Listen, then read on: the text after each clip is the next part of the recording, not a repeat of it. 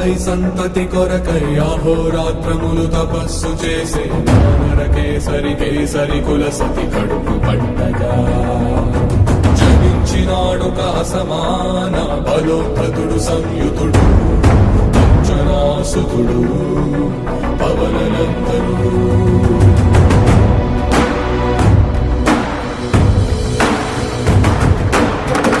కిరణముల ఉదయాత్మి గని అది పండిన తీయని పంటను పడు సూర్య మండలము పట్టి తినాలని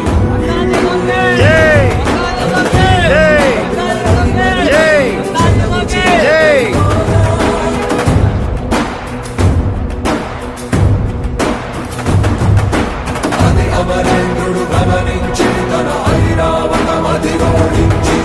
ఆంజనేయుని సమీపించి తన వజ్రాయుధమును విసరగా అది పవననందనుని హనుముని తాకా చిందిన రక్త బిందువే విద్యుద్వేగంతో ధరణి స్థలి వంద కడలిలో చొచ్చి వంద కడలి అట్టడుగున గల శ్రీరంగ శుద్ధి గర్భము